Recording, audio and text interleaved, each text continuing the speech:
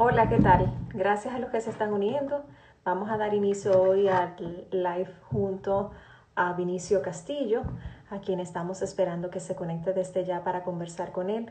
Gracias de manera especial a todas las personas que nos han seguido, que nos han escrito. Todos nuestros lives están disponibles en nuestro canal de YouTube.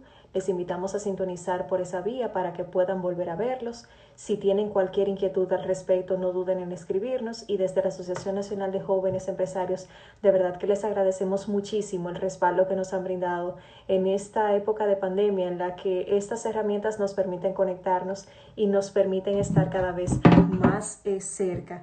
Ahora estoy conectando con Vinicio, con quien vamos a conversar esta tarde, y de verdad que agradecerles a todos el respaldo nuevamente.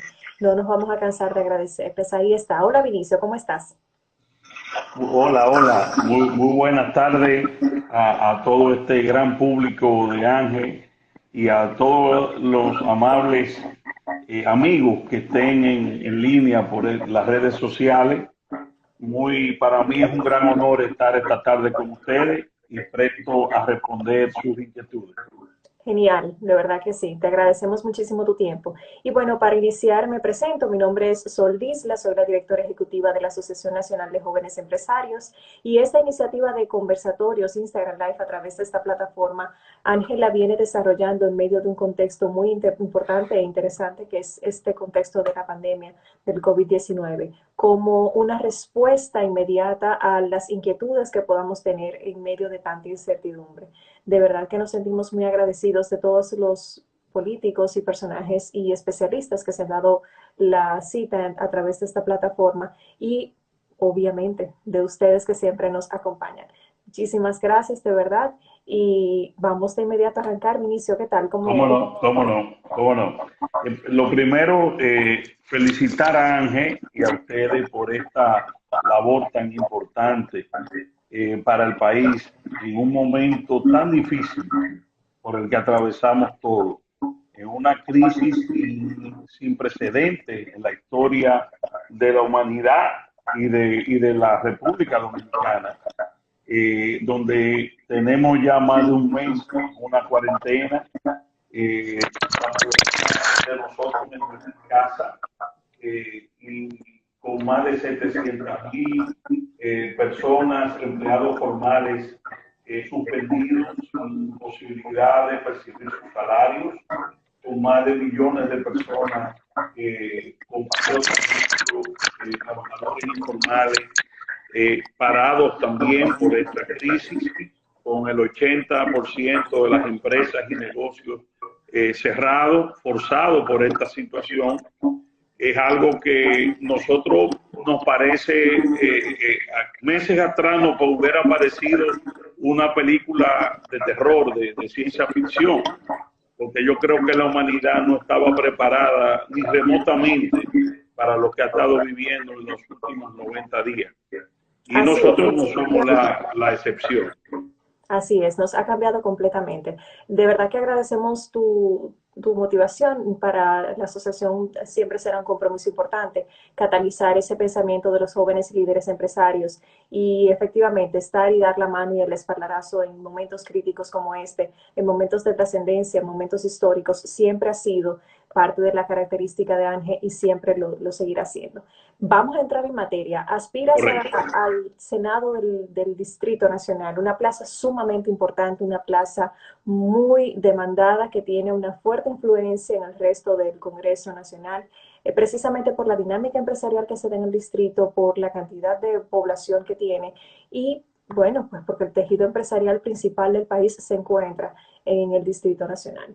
La perspectiva tuya en relación al impacto que ha tenido el COVID-19 justamente en la demarcación del Distrito Nacional, donde al día de hoy tenemos unos 1.337 casos acumulados y efectivamente el número más alto de todas las provincias del país. Sí, nosotros tenemos una situación muy difícil, eh, tanto en el Distrito Nacional como en todo el país. Y lamentablemente no tenemos al día de hoy una noción clara de cuál es la situación real en la República Dominicana de esta pandemia. Porque, tal y como yo lo he venido denunciando, lamentablemente las estadísticas que se nos están dando no están reflejando la realidad de lo que está ocurriendo en nuestro país. Oí en estos días al doctor Jesús Pérez Iglesias, que es una autoridad en esta materia, decir que había mucho más casos de infecciones que lo que la autoridad estaba diciendo. ¿Por qué? Porque no se están reportando los resultados de las pruebas rápidas. Hasta el pasado viernes, que el presidente de la República pronunció un discurso a la nación, el país no sabía que se estaban haciendo pruebas rápidas por viles, porque en los partes diarios que da el Ministerio de Salud Pública simplemente se nos estaba dando el tema de las PCR y era mucho menor, unas 13.000. Cuando el presidente menciona 40.000, pues se produjo evidentemente una situación de confusión que posteriormente fue aclarado diciendo que era la mezcla de pruebas PCR con pruebas rápidas. Sin embargo, al haberse incorporado las pruebas rápidas en los partes diarios, no se nos está dando la cantidad de infectados positivos de esas pruebas rápidas.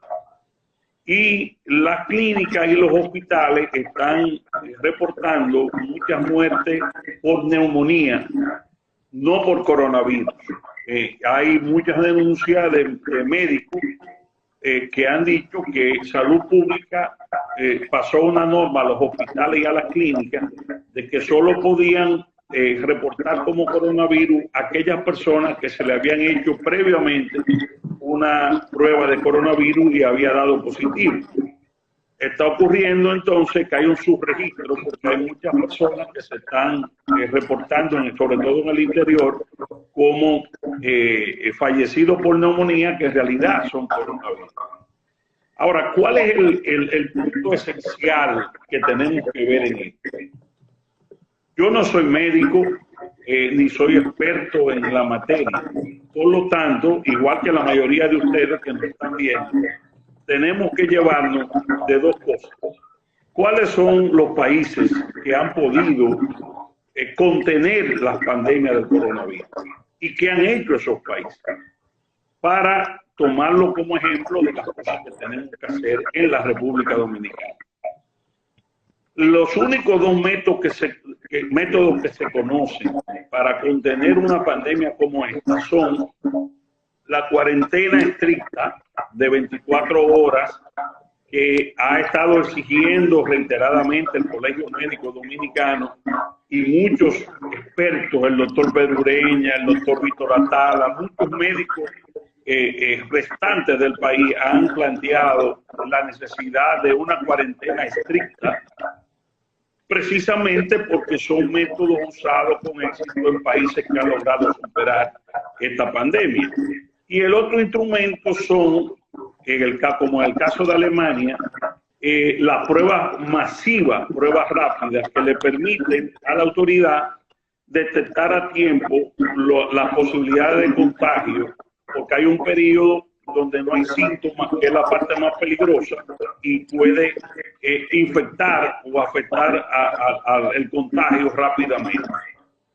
La pregunta es, en estos 40 días, ¿hemos hecho nosotros cualquiera de estos dos elementos? No lo hemos hecho. Ni se ha planteado la cuarentena, ni hay pruebas masivas.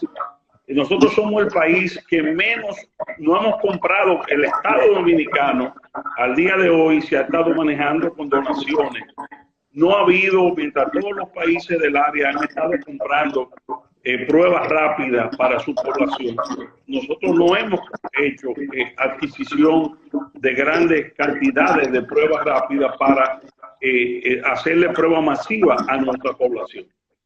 Por lo tanto, si no tenemos ninguno de los dos instrumentos que los epidemiólogos establecen como éxito para contener esto, ¿Qué está ocurriendo? Que ya tenemos más de un mes de estas medidas que son, vamos a decir, han sido paliativas, pero no exitosas para contener el crecimiento de esta pandemia. Y lo que más me preocupa es que ya se está viendo una relajación de la cuarentena en las calles, porque evidentemente también la gente está, después de un mes, con cierta exasperación de salir, aparte del problema económico que esto significa para mucha gente, para millones de personas que tienen necesidad de salir a la calle a hacer cuestiones básicas. Y ahí ese tema lo vamos a discutir más adelante porque el Distrito Nacional tiene una característica muy particular con el déficit habitacional y sobre todo con las condiciones en las que viven sus ciudadanos. Mencionaste medidas del gobierno y yo quisiera que profundizáramos un poco en este aspecto y creo que es un muy buen terreno para escuchar tus opiniones. ¿Entiendes tú que las medidas del gobierno han sido lo suficientemente contundentes? ¿Y qué otras medidas tú entiendes que deberían de tomarse para hacer frente, bajo tu condición de posible senador del Distrito Nacional? Yo creo que llevándome de las opiniones de los médicos y de la gente que más sabe de este problema, que las medidas del gobierno han sido totalmente insuficientes, porque no se ha tomado la cuarentena. Yo sé que es difícil la cuarentena 24 horas, pero el gobierno pudo haber preparado previamente los aspectos de alimentación, los aspectos de servicios básicos, como lo han hecho otros países, para tomar esas medidas, y no las tomó. Y tampoco ha comprado en grandes cantidades las pruebas rápidas.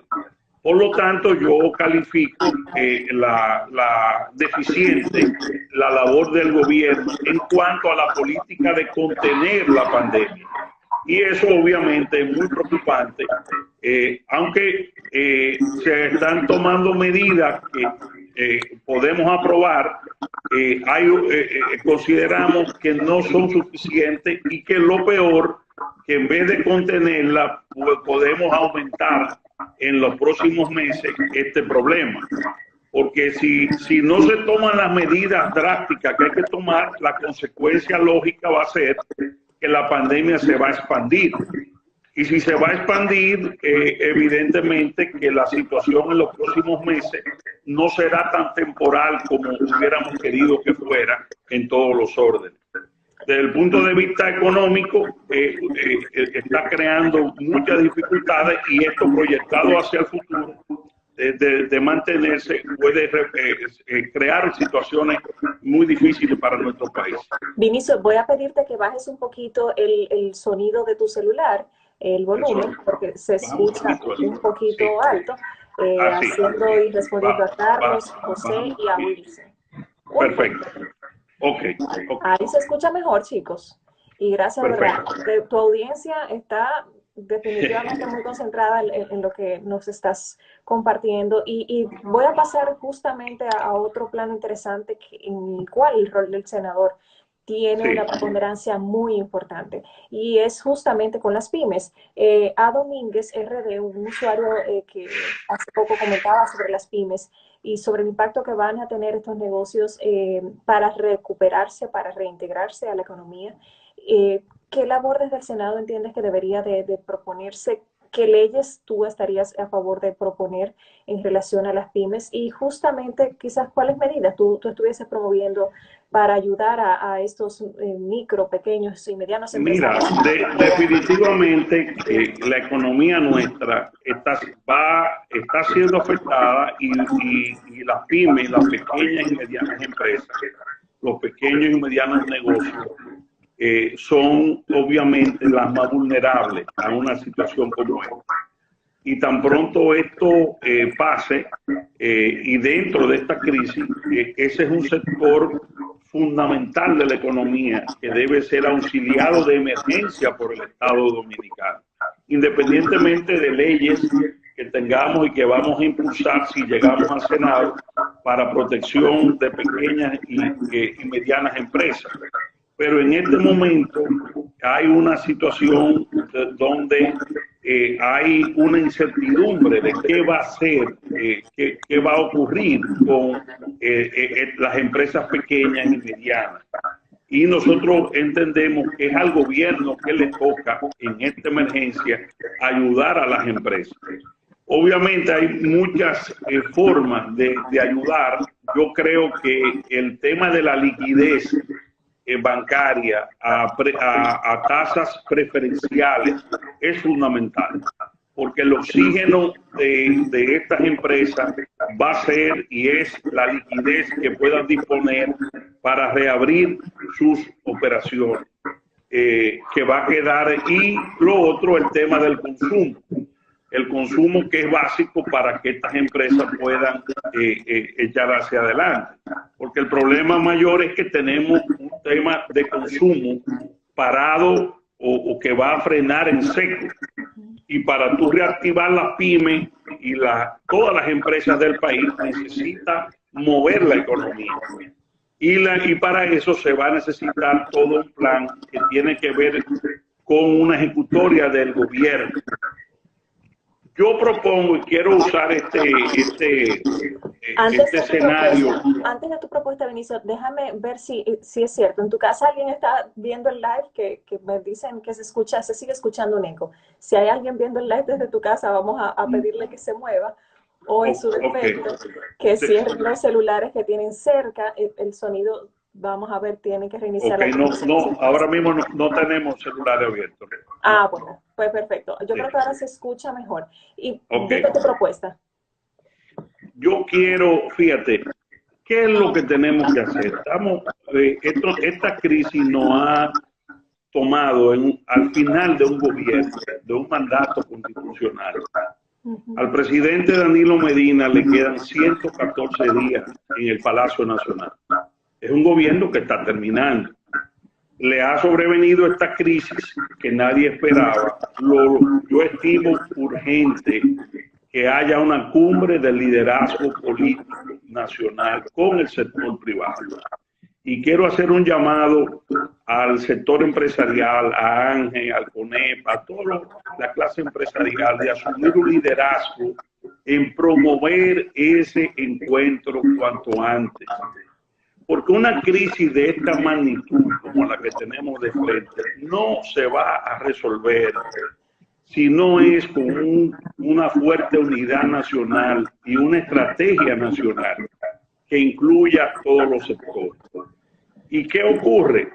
Que cualquier medida que el presidente Medina tome en términos económicos siempre va a estar condicionado a quien asuma el mando de la presidencia de la República el 16 de agosto. Por lo que lo correcto es, y lo ha pedido tanto el doctor Leonel Fernández como el Luis Abinader y los demás candidatos, es que se produjera un gran encuentro para que nosotros como país unidos, sin diferencias políticas, podamos asumir a grandes rasgos cuáles son las estrategias para, desde el punto de vista económico y social, enfrentar este reto. Porque uno de los candidatos presidenciales será el próximo presidente el próximo 16 de agosto. Entonces son 117 días dentro de los cuales nos encuentran en medio de la crisis. El sector empresarial también, cualquier paquete económico de estímulo, cualquier política de estímulo para esas mismas empresas pequeñas y medianas, va a necesitar una estrategia de país que hagamos todos juntos, no importa nuestra diferencia política. Pero lamentablemente no se ha podido articular ese encuentro. Y yo quiero y es una de mis propuestas en este escenario de Ángel, pedirle al sector empresarial asumir un liderazgo cuanto antes, porque esto nos concierne a todos. Nos concierne a los políticos, a los que aspiramos, pero nos concierne a los empresarios que tienen sus empresas y que obviamente están preocupados. Hay un tema de confianza que va a ser clave para, una vez esto pase, poder hacer fluir la inversión privada, que es fundamental para reactivar la economía, aparte de lo que el gobierno puede hacer.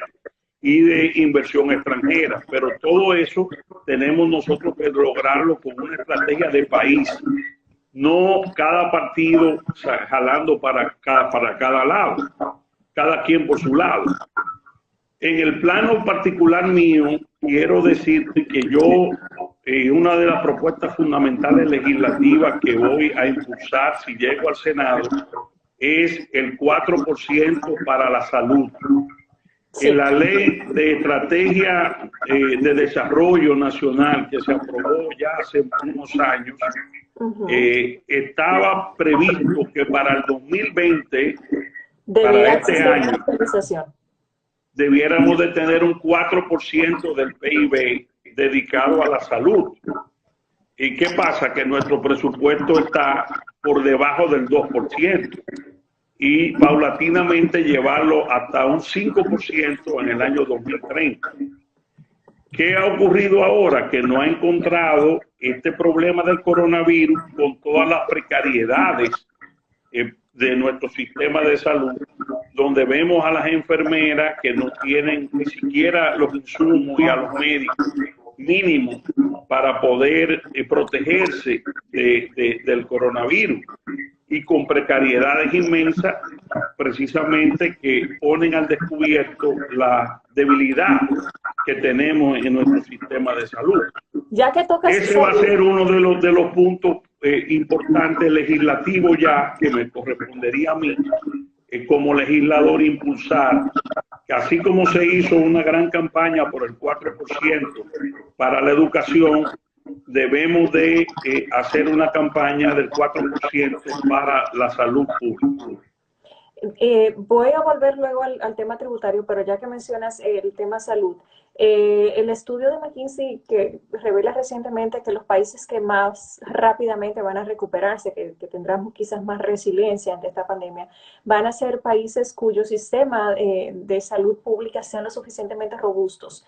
Número uno, para hacer pruebas y para atender las emergencias, pero también habla de sistemas integrales, dígase, sistemas que tengan unidad de cuidados intensivos que sean robustas, que tengamos un sistema de salud a todos los niveles y para todo tipo de públicos, vulnerables o no, ancianos, niños y demás, con una alta efectividad.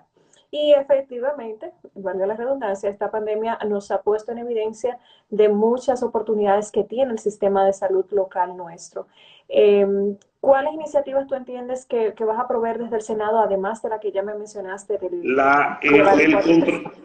El contrapeso es fundamental en el Congreso. Una de las quejas que yo tengo con el actual Congreso y el actual Senado, la República, precisamente es que su papel de contrapeso no existe. No hay una fiscalización de los recursos que se están proveyendo para esta emergencia. Esa es una labor del Congreso Nacional. El que me favorezca con su voto el 5 de julio debe saber que ese papel de contrapeso y fiscalización, no importa quién sea el presidente, incluyendo si fuera a quien yo estoy apoyando, el doctor Leonel Fernández, yo voy a jugar ese papel de contrapeso en cuanto a poder desde el Congreso Nacional hacer una labor que es la que le corresponde al Congreso. Te voy a poner este ejemplo. El presidente Danilo Medina logró una ley de excepción en el Congreso para enfrentar esta crisis. Se supone, conforme a lo que dice nuestra Constitución, que debe haber una comisión del Congreso que le dé seguimiento a todo lo que tiene que ver con esta emergencia. Y las compras multimillonarias que se están haciendo, se van a manejar 30.000 millones de pesos en esta crisis, dijo el mismo presidente. Se van a tomar 650 millones de dólares al Fondo Monetario Internacional y 150 millones de dólares más al Banco Mundial. Todo eso tiene que ser fiscalizado por el Congreso Nacional, que está desertando de su papel vital de fiscalización. No hay una fiscalización de esos recursos ni de las cosas como se están haciendo. Y esa es una de las cosas que yo voy, si Dios mediante y el pueblo dominicano me apoya de la capital, a encabezar desde el Senado de la República. Me has dado paso para preguntarte sobre temas de transparencia y retomar temas fiscales, pero antes de irme a ese Sí, terreno, quiero ver contigo también la otra cara de la reinserción o recuperación de lo que sí, sería el sistema económico y de cómo vamos a lograr ya retomar. Y es el tema de la educación. El Distrito sí. Nacional agrupa un sinnúmero de empleados que para poder cumplir con su responsabilidad laboral tienen que dejar a sus hijos en las escuelas. Sin embargo, las escuelas en estos momentos no todas tienen las mismas condiciones como para ofrecer clases a distancia, son un foco, podrían ser un foco de alta contaminación y propagación por ende del virus. Entonces, pensando en todo el sistema educativo y pensando en la importancia que tiene la labor del Senado en proponer leyes que vayan a favor de la educación, ¿tú visualizas algo más que aquel 4% que en su momento se logró desde el Senado y en tu rol de senador para la educación dominicana? Mira, el problema nuestro con la educación es que el gobierno ha invertido todo este dinero del 4% fundamentalmente en los aspectos de construcción de infraestructura. ¿Y qué ha ocurrido? Se ha descuidado en el aspecto calidad de la educación.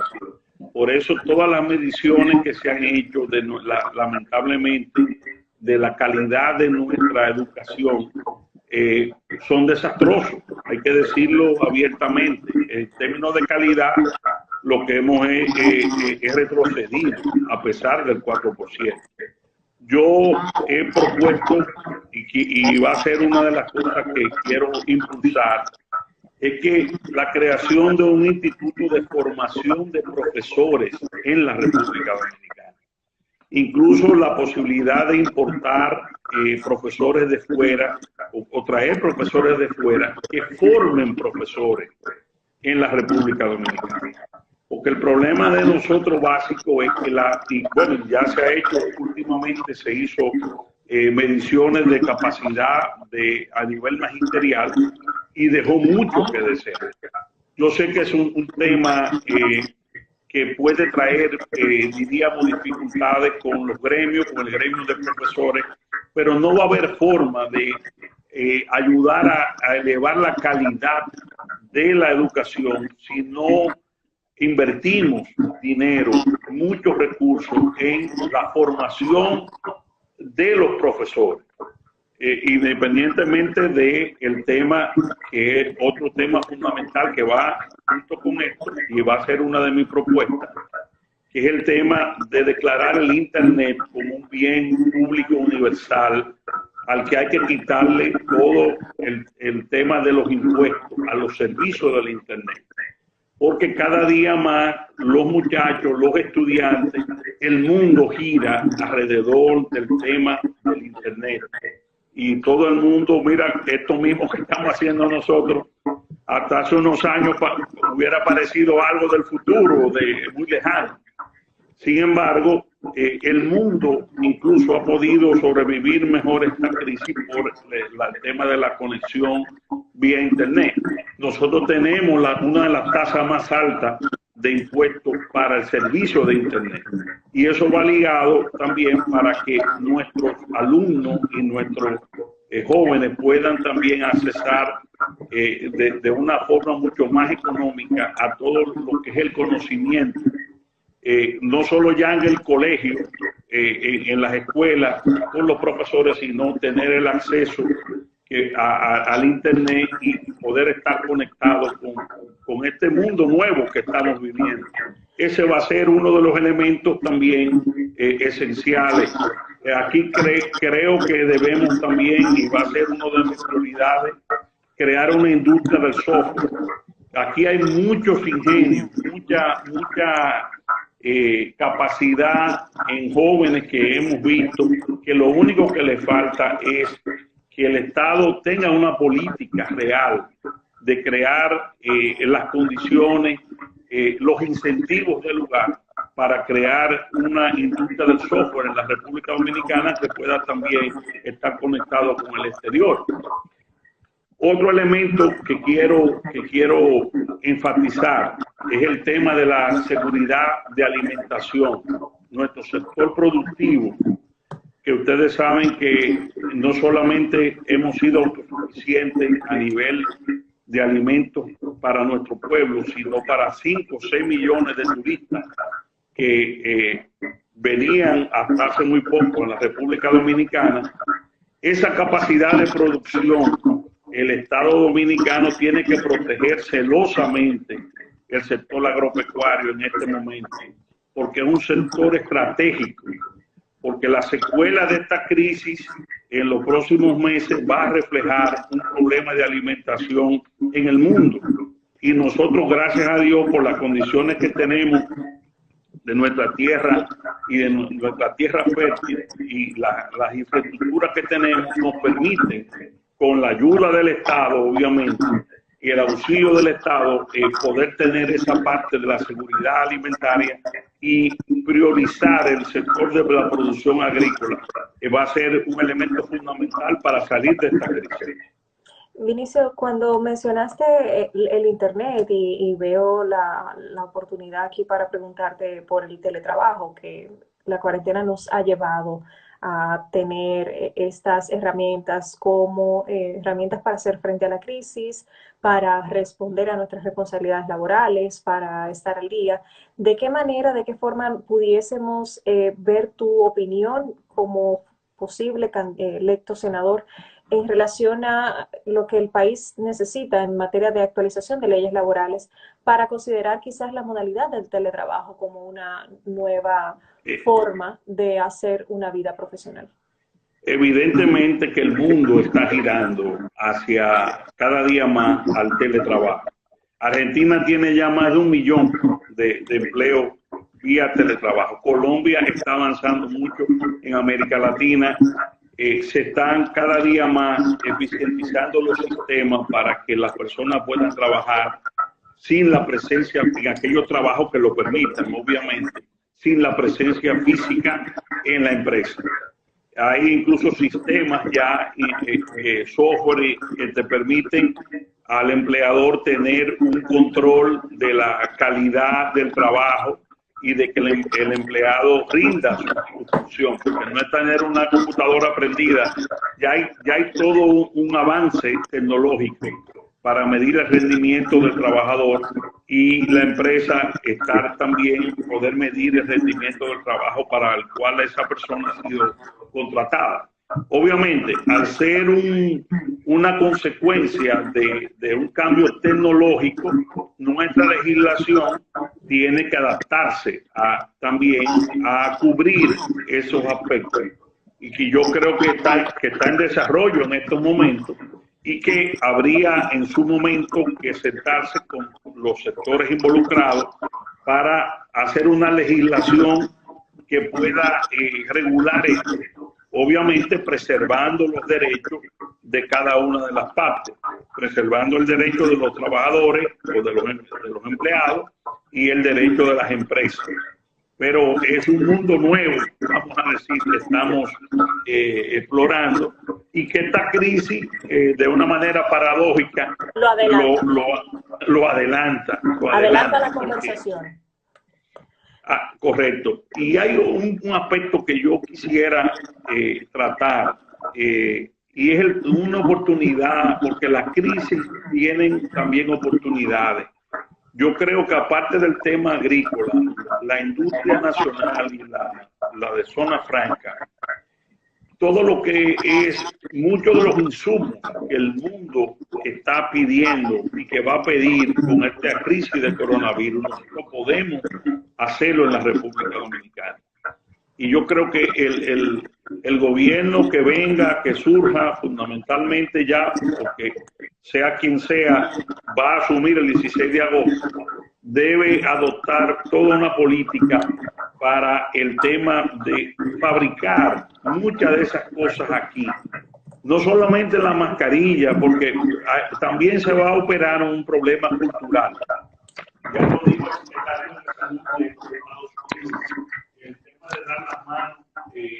va a pasar un tiempo hasta que aparezca la vacuna del coronavirus, va a variar muchos de los hábitos que tenemos en nuestras vidas. Y sobre todo el tema de la protección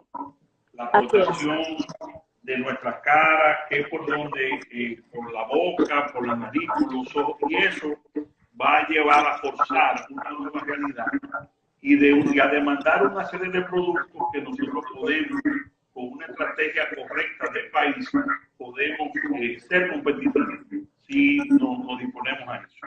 Vinicio, me quedan 20 minutos, pero hay 3 temas que no puedo dejar de tocar. ¿Cómo no? ¿Cómo no? Y obviamente estoy tomando apuntes de todo lo que nos dice en el chat para hacer las preguntas correspondientes. Gracias a todos por sus comentarios. Voy a entrar rápidamente en el tema de fiscal. Tú mencionabas que efectivamente vamos a tener que acudir a ayuda internacional, que vamos a tener que buscar ese respaldo económico para poder hacer frente a la crisis. ¿Cuál es tu posición respecto a la contracción de deuda bilateral y multilateral que va a tener que contraer el gobierno, ya sea el próximo gobierno que venga para el 16 de agosto, en caso de tú ser electo senador? Mira, nosotros tenemos un serio problema con el tema de la deuda, porque contrario a lo que era antes, la mayor parte de la deuda de la República Dominicana era externa, era con organismos multilaterales y con otros estados.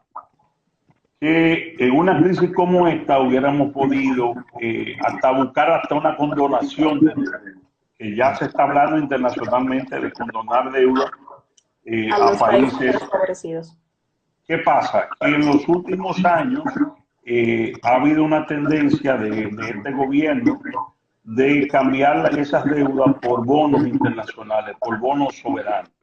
Y ahí no hay ninguna posibilidad de buscar condonaciones ni reducción, incluso porque son bonos privados de fondos de inversión, la mayoría de ellos, que salvo que el país entre en una situación difícil y se pueda depreciar, no creo que podamos lograr muchas ventajas en una situación de condonación o de flexibilización.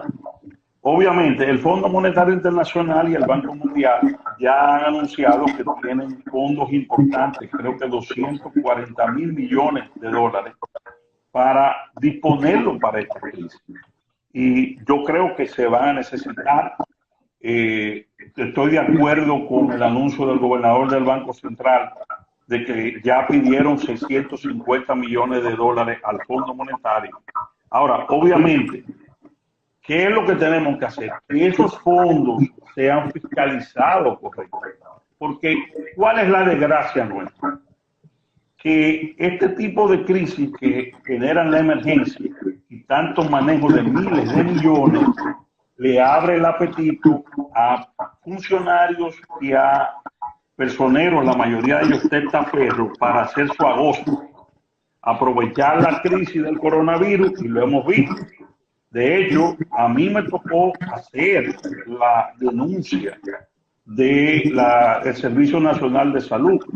Yo fui que di la voz de alarma de una licitación que se hizo por 2.500 millones de pesos, porque empresas acreditadas en el país se quejaron y algunos de sus representantes me hicieron llegar la información donde las empresas favorecidas tenían precios quintuplicados, incluso empresas que no tenían nada que ver con el servicio médico ni de insumos, empresas que se crearon el mismo día de la licitación y que acapararon nada más y nada menos que el 53% de todas las compras que se hicieron ahí, por alrededor de 1.500 millones de pesos. Entonces, ¿qué es lo que pasa? Que la deuda que tomemos sobre eso debe estar fiscalizada para que no sirva para gran parte de ella para la corrupción política. Y porque estaríamos entonces usando esos recursos que deben de usarse para la crisis y para rescatar muchos sectores que necesitan esos recursos. 4 o 5 vivos se llevan miles de millones en días. En días. ¿Cómo ¿Cómo tú entiendes entonces que converge esa obligación constitucional de fiscalizar los actos del Poder Ejecutivo con la de estar en un contexto de poscrisis? Bueno, con un Senado, si Dios me da la oportunidad y el pueblo dominicano me apoya, con un Senado, diríamos que haga su papel de contrapeso, todos estos recursos que se puedan canalizar deben ser fiscalizados y deben jugar, diríamos, los roles institucionales se tienen que jugar para que esos recursos sean invertidos de forma correcta. Ahora, reitero, esto no debe ser una posición personal de Vinicio Castillo o de determinados candidatos. Nosotros podemos impulsar, de hecho lo hacemos, pero debe ser un plan nacional. Por eso yo quiero insistir en que una crisis de esta magnitud no se sale airoso si no tenemos un plan de país. Y un plan de país lleva a que nos pongamos de acuerdo en el sector privado y el sector público de qué vamos a hacer. No que a mí se me ocurrió solamente una idea, yo tengo que consensuarla junto con la sociedad y con los sectores más importantes para tener un plan de cómo vamos a capear el temporal. Que lo que hay de frente realmente es una tormenta nunca vista. A mí me preocupa el tema, por ejemplo, de la generación de dólares del país. Las divisas. Porque los dos elementos generadores de dólares fundamentales del país han sido el turismo y las remesas. Temporalmente, yo estimo que el turismo, tan pronto aparezca una vacuna o tan pronto el mundo encuentre un fármaco que pueda quitarle la letalidad a la enfermedad, yo creo que el turismo podrá reactivarse rápidamente tan pronto el mundo deje de temer viajar. Pero eso no sabemos el tiempo que eso va a ocurrir. Yo creo que son situaciones que tenemos, la generación de dólares del país descansa fundamentalmente en esos dos elementos. Y si le sumamos el tema de la confianza, por eso es tan importante la reunión de liderazgo político, porque si tú le sumas el problema del turismo, el problema de la remesa, a un problema político que se puede ver en el horizonte, a un problema institucional, tenemos unas elecciones del día 5 de julio, todo el mundo con razón se pregunta, ¿la vamos a poder hacer? Y esa pregunta te la han hecho aquí tus seguidores y es quizás el momento para que tú nos digas si estarías de acuerdo o no con la fecha ya pautada. Yo estoy de acuerdo y debe ser. Todos rogamos ahora, ¿qué puede impedir esas elecciones? Que el coronavirus, lejos de contenerse, se multiplique y que haya una expansión que nadie quiere, porque todos tenemos la vida en riesgo, todos, pobres, ricos, clase media, todo el mundo tiene su vida en riesgo. Si se expande esto, si no lo podemos contener, evidentemente tú no le puedes decir a la población, sal a exponerte a un riesgo de muerte. No lo podemos hacer. ¿Qué es lo racional? Vamos a tomar las medidas drásticas ahora para que podamos tener las elecciones el día 5. ¿Qué dicen los médicos que hay que hacer? Que hay que apretar la cuarentena, tomando las medidas del lugar de la alimentación de la población y de los servicios básicos para lograr contener esto, que nos llegue el 5 de julio con este peligro minimizado. Ahora, como vamos, lamentablemente, no veo que ese sea el interés del gobierno. El gobierno, fíjate que el propio ministro de Salud llegó a plantear el jueves pasado la cuarentena 24 horas y el ministro Montalvo y el presidente dijeron que no. Es decir, estamos aquí en una situación donde la comunidad médica le dice al gobierno, tomen las medidas, el gobierno no quiere tomarlas. Entonces, si no se toma la cuarentena estricta, ni se toman millones de pruebas rápidas, ¿qué es lo que vamos a tener? Bueno, una expansión del virus. Y ahí entonces puede mezclarse lo que te decía, que es lo más delicado para el país. Que encima de nuestra desgracia, de el problema económico, el problema social, el problema de salud, nos agreguen entonces un problema institucional. Porque el mandato del presidente Medina y de los legisladores del Congreso culmina el 16 de agosto. No hay ningún escenario en que pueda prorrogarse ese mandato. Contrario a lo que ya algunos amigos y colegas que están vinculados al Palacio Nacional están diciendo, que si no se pueden hacer las elecciones, el presidente Medina se puede quedar en el poder. Eso es absolutamente descartado. No hay constitucionalmente ninguna posibilidad de que eso ocurra.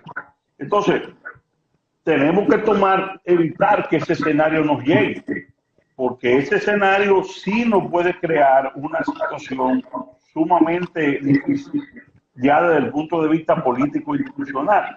Por eso yo reitero, la reunión debió de darse ya entre el presidente Medina, Leonel Fernández, que es el activo más importante a mi juicio que tiene el país, porque ha sido 3 veces presidente, el dominicano de mayor relación internacional y el que más experiencia ha tenido en lidiar con crisis económicas anteriormente, como en el 2004, Luis Abinader, el mismo Gonzalo Castillo, el candidato de Danilo Medina. Uno de ellos 3 se supone que será el presidente de la República el 16 de agosto. Entonces, una reunión de ellos y el liderazgo empresarial para trazar una estrategia general y mandar un mensaje de unidad nacional es fundamental. Pero lamentablemente el presidente no lo ha hecho como debió de hacerlo.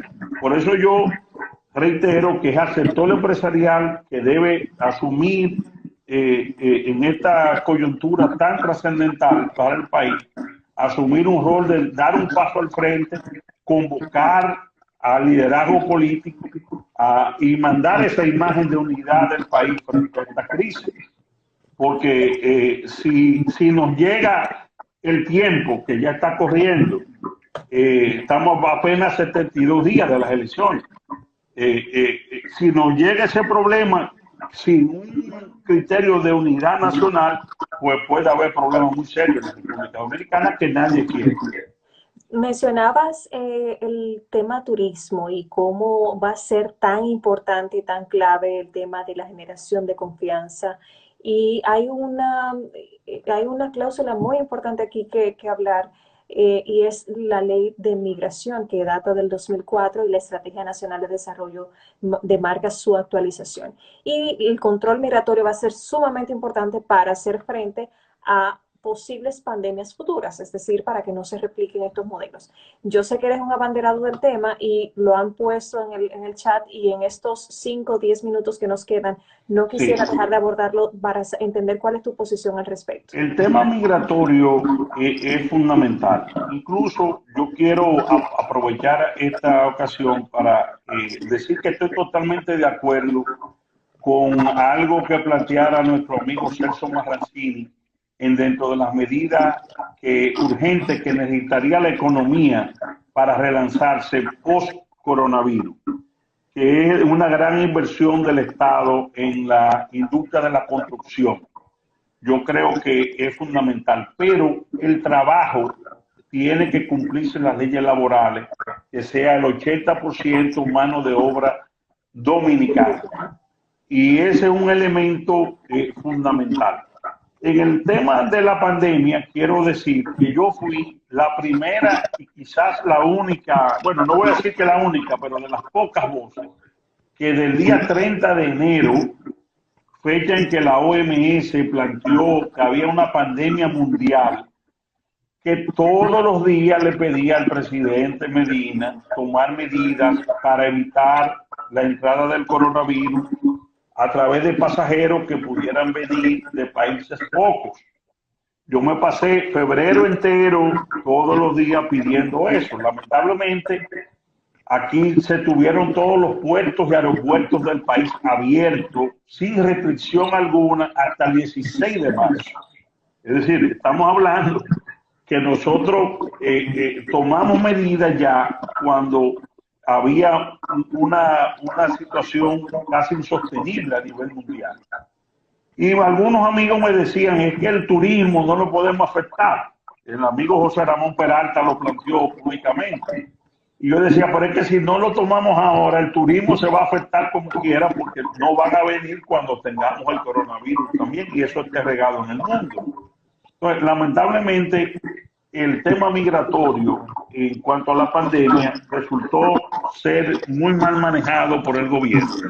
Pero en el plano nuestro, una de nuestras funciones fundamentales en el Senado de la República, como lo hice cuando fue diputado, como lo hizo mi hermano Pelegrín, que cumple años hoy y fue 20 años diputado, es el tema de la protección de la mano de obra dominicana, que podamos proteger el empleo de los dominicanos, que es vital para la nación, y mucho más en una situación como la que estamos viviendo y vamos a vivir post pandemia. Si no te hago esta pregunta, el chat de verdad que no me lo van a perdonar. AFP. Bueno, con la de la AFP... Ya tendré tu opinión. Y vamos cerrando casi menos. Con lo de la AFP yo he planteado que el Estado tiene que asumir el costo del dinero. Entiendo que no deben de tocarse los fondos de pensiones, porque quitarle ese fondo de pensión a los trabajadores afectaría a futuro a los trabajadores, a los cotizantes. Pero hay mecanismos donde el Estado puede facilitar esa misma cantidad de dinero a los cotizantes en esta crisis y asumir el Estado ese costo, porque vamos a estar claros, es el Estado dominicano el que tiene que asumir el costo mayor de esta crisis, de esta emergencia. Y en una situación como esta, entiendo que los cotizantes tienen total derecho en pedir su auxilio.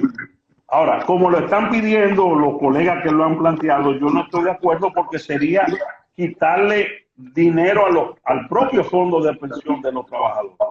Yo estimo que el fondo de pensión, las AFP, sí pueden facilitar en un acuerdo con el gobierno de facilitar esos mismos recursos, y que sea el gobierno a largo plazo el que tenga que reembolsarle a los fondos de pensiones ese dinero. Esa es la posición que yo sostengo.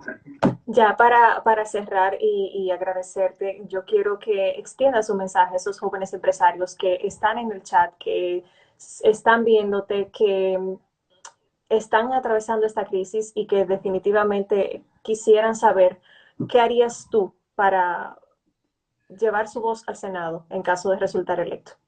Lo primero, le pido que la fe hay que mantenerla, hay que mantener un optimismo en el futuro del país y en el futuro de que Dios nos va a dar la oportunidad de superar a todo esta grave situación, y a las empresas que están en este momento también en una incertidumbre. También podremos, en un plazo que esperemos que no sea largo, superar, como históricamente lo hemos superado. Y que en el caso de mi elección posible en el Senado, si yo resulto electo, los jóvenes empresarios pueden estar seguros de que yo seré un gran aliado de la empresa privada. Soy un abanderado de que es el motor de la economía. La empresa privada, la mediana y la pequeña, juegan un papel fundamental en la vida del país. Y creo que no pudimos profundizar en eso. Creo también en la parte de la reforma fiscal que debe haber una reducción de los impuestos y una simplificación de los impuestos que pagan las pequeñas y las medianas empresas. Porque lamentablemente la queja general es que para estar en cumplimiento desde el punto de vista empresarial con la DGI hay que tener un departamento específico prácticamente para poder cumplir con todas las reglas que se imponen. Yo creo que la simplificación del sistema tributario dominicano debe ser la regla y bajar los impuestos para que las empresas puedan pagar, no haya evasión y sobre todo la ley de responsabilidad fiscal de que el dinero no se lo roben. Porque hay muchos empresarios, pequeños, medianos, grandes, que te dicen, pero yo, ok, pago los impuestos, pero para que venga un grupito en una licitación y se lleve 1.000 millones de pesos en una compañita de carpeta de Santiago. Entonces, el Estado tiene también que dar el ejemplo al que paga los impuestos de que no es para robarse el dinero. Hay ahí, vamos a decir, una situación moral de que tú te exigen, tú lo pagas, tú haces lo que tienes que hacer conforme a la ley, pero que esos recursos sean bien invertidos y no sean para clientelismo y corrupción. Lamentablemente es la historia, no solamente de este gobierno, quiero decirlo, históricamente ha sido así y esa es una cultura que hay que cambiar. Muchísimas gracias por tu tiempo, gracias por expresarte y expresar tu sentir, sobre todo en este contexto tan delicado, tan complejo para todos. De verdad que gracias a la tecnología que nos acerca y bueno, pues desearte y augurarte que tú y tu familia se resguarden, estén siempre bien. Y a todos los que se dieron sintonía, muchísimas gracias. Desde la Asociación Nacional de Jóvenes Empresarios agradecemos infinitamente todo el respaldo. Les invitamos a continuar porque mañana y pasado tendremos otros live donde vamos a discutir el tema económico, el tema educativo y la próxima semana también estaremos discutiendo otros temas que edifiquen y que nos ayuden a comentar, a buscarle solución a ese sentir del empresariado joven dominicano. A los que no son miembros de ANGE, invitarles a que sean parte de nuestra membresía. En el link de nuestra biografía pueden encontrar los pasos. Y bueno, pues muchísimas gracias y nos vemos en una próxima. Muchas gracias, un placer, un honor. Gracias, hasta luego, buenas tardes.